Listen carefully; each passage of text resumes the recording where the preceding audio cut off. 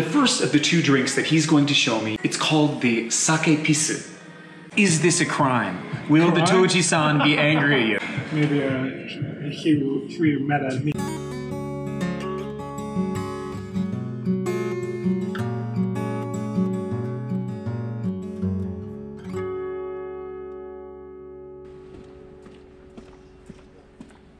I'm standing here out front of Jewichiya, a Japanese sake specialty restaurant right here in the heart of the old downtown area of Morioka. Apparently I'm doing a series on liquor stores. Jewichiya literally means 11 store. Why 11? Well, if you look at the Juichi, the Jew and the one, when lined up like that, look like the character for warrior or samurai split into two. This shop has been in existence in various forms since 400 years ago, and before they turned to merchants, it was a samurai family. This samurai family, though they became merchants, didn't want to lose their samurai spirit, and so they chose this name, Juichiya, encoding Bushi no Shi, the Shi of Bushido, into the name of the shop.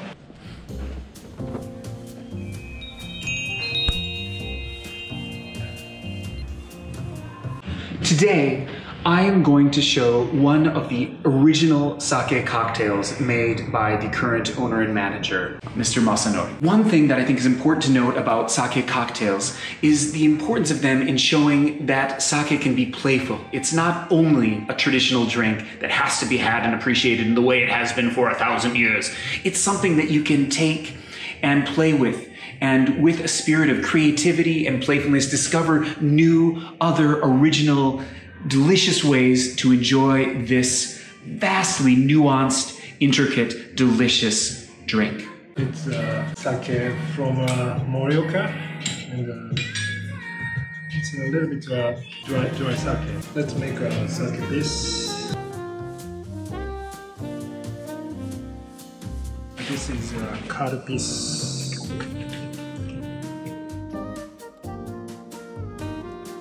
And then I added Malibu.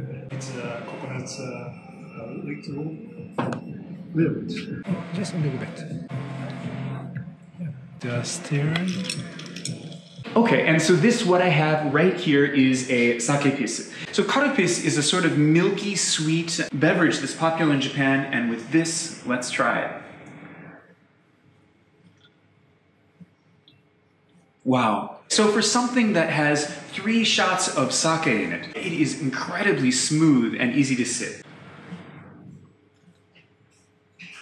We have this tropical, this is very similar to last. Sakepis is I would say, a beach drink. It's smooth and easy to drink. It's a new way to appreciate sake.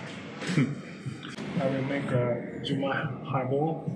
Sakepis is a brewery from Morioka, and it's a little bit a sweet Junmai sake. So we have half and half. This is a Junmai Ginjo, a rather refined, nice sake here. Yeah, nice sake, yes. And half ginger ale. Ginger ale. Ginger ale also makes a little bit a sweet one. But with something like a Dai Ginjo, mixing in ginger ale halfway, is this a crime? Will the Toji-san be angry at you? Crime? Oh, really? Is it? I don't know. Will anyone think that? Would anyone think mixing, Ginjo with soda? What are you doing? Maybe he will mad at me. Maybe the sake outlaw, right? Outlaw, yes. The lemon peel, a little bit.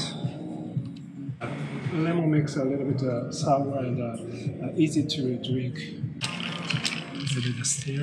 I admit I tried the Sakepis in the past, but this sake highball is a new experience for me. Let's go in good light and check this out. So can you see it here? It's clear, sparkling, looks good.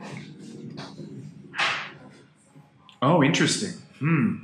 It's a smooth, lightly carbonated, citrusy, very refreshing. I got some kind of recipe from the internet, and I tried, but it doesn't taste not good. I tried to modify to the some kind of original cocktail. It's a little bit sweet and a little bit sour. It's a good drink for this hot summer, maybe. It's very easy to drink. Very refreshing for hot summer. Yeah, fantastic and perfect for hot summer. I agree. I agree. Thank you very much. Yes. I'm flattered. So in modern Japan and throughout the world, sake consumption is in decline. People think of it as their father's drink, their grandfather's drink. And fighting against these conservative, preconceived ideas about sake, we have the younger generation like Masanori Takahashi. Masanori Takahashi is trying to break down the preconceptions around what Nihonshu is, what Japanese sake is supposed to be. And so in a way, inheriting the samurai spirit of his ancestors, he is fighting against stereotypes and conservative ideologies surrounding sake. Sake is not only something that you have to drink straight with sushi. Sake matches every food. There's nothing that sake can't match. And there's more ways to drink sake than just adjusting the temperature from cold to warm. You can mix it in cocktails, and you can do any number of different things.